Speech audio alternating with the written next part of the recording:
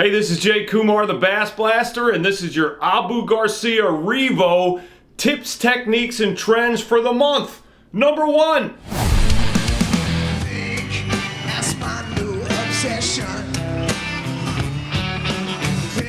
It's not even a question. Pink.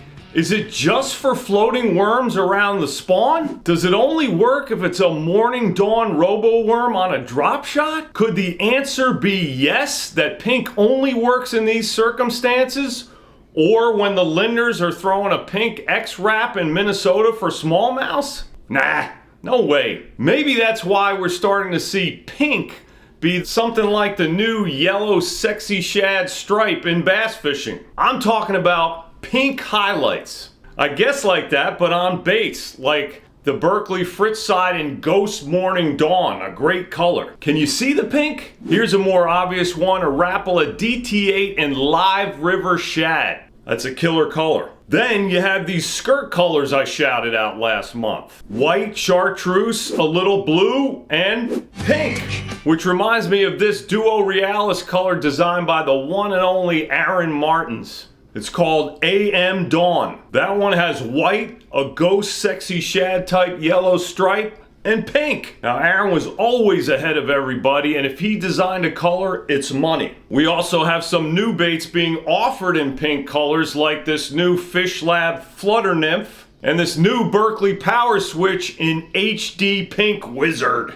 Pink! It ain't the first time it's been in bass fishing, but it's coming on strong, and we are all pink on the inside, right? Yes, we are. Number 2.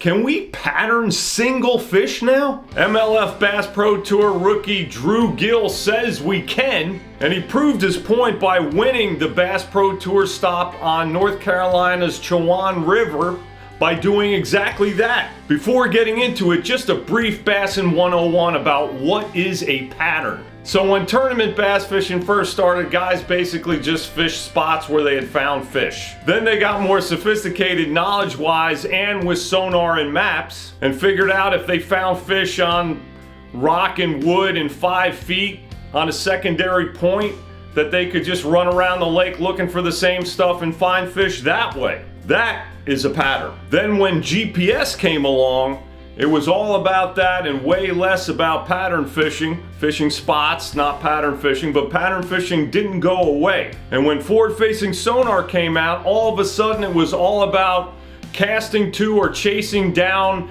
individual roaming fish or schooling fish, meaning that deal wasn't about spots or pattern. But that was a whole month ago, and things have zigged and zagged again. Drew Gill, who at just 22 years old, I think is a new type of fisherman, went out and won at the Chowan by patterning individual fish. You can get all the deets at BassBlaster.rocks, but here's a couple highlights. Drew talking. Even though single targets in theory do not seem like a pattern, like it's just a spot deal, if you find the same influencing factors, the same characteristics to the area you're fishing, and you find the same stimulant, which is the piece of cover that's available, you're gonna get the same response, which is the way bass relate to that piece of cover, because that single bass has the same needs as the bass half a mile away from it.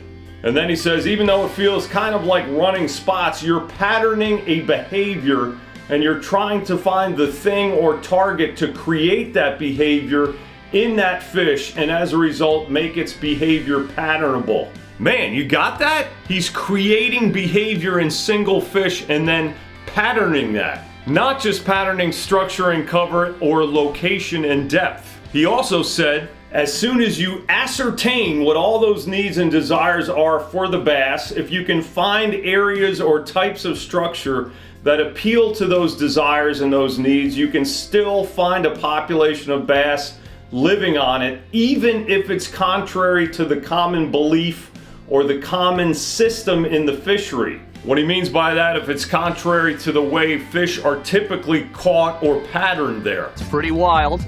That is wild, man. Now, how is he able to see those individual fish and how they're setting up on the structure to make the perfect cast? forward-facing sonar. But hopefully you can tell that what's between the ears is more important than having the right transducer. Number 3. Okay, just a quick one because I thought this was a great way to look at forward-facing or live sonar. I asked Drew what it was to him, and here's what he said. Basically, it's my crystal ball to essentially see everything that's going on. It basically makes the water crystal clear everywhere I fish. That's interesting. Meaning I can see everything that's going on, but that's the extent of it. It gives me information, but what I do with the information is up to me. Makes sense. Then he said, the technology is the means by which I perceive the behavior of the bass around me, but my knowledge and my time spent on the water are what has allowed me to understand what those behaviors mean and make decisions as a result. Now that's pretty much always been bass fishing, but we all know that this forward-facing or live sonar has launched bassin into a new era. You might like it, you might not. Stop it! Stop it! Stop it! Stop it! Stop. Pick your deal, and either way, let's see what happens, man. Number 4.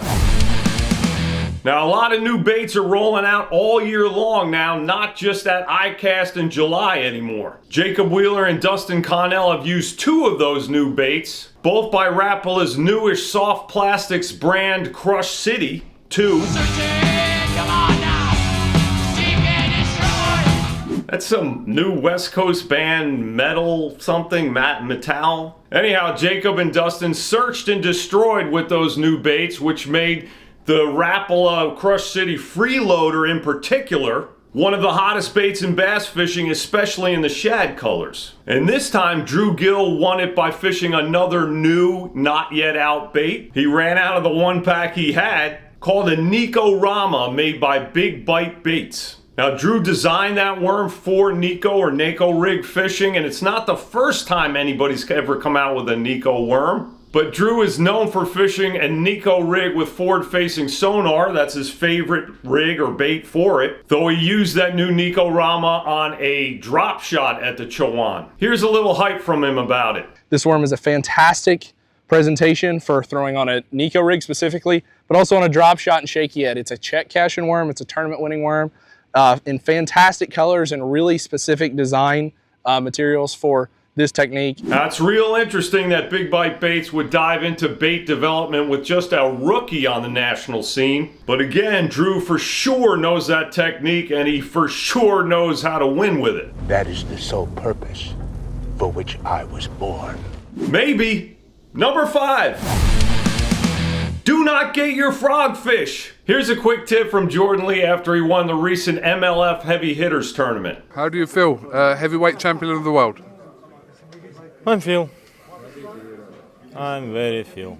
Okay, I guess he was really feeling it. Jordan ended up frogging to win that deal with some regular and altered Berkeley Swamp Lord frogs. And one big tip he shared was, even if that fish is 100 feet away, you gotta winch him all the way back to the boat, even with 80 pounds of vegetation attached to him. Why do that? To get more bites. Here's what he said. It looks pretty crazy when you're just horsing them to the boat, but if you choose to go in and get those fish, you will mess up an area where you would catch 3 to 5 fish. If you go in and get a fish, you're only catching that one. I've drug out a lot of fish at Guntersville over the years just like that. Well, that explains why I'm a 1 fish per mat guy, and maybe you are too. And by the way, those rods it looks like he's trying to destroy are his $100 Abu Garcia J. Lee signature rods. That's right, just $100. $100? But they never broke. Now that's because Abu Garcia's testing lab is staffed by Decepticons, which honestly, I gotta say have some issues, man. I told him that Megatron dude was bad. That's all I got for you this month. Thank you for watching. Thank you, Abu Garcia REVO. See you next month for the best tips, techniques, and trends of the prior month. God bless you.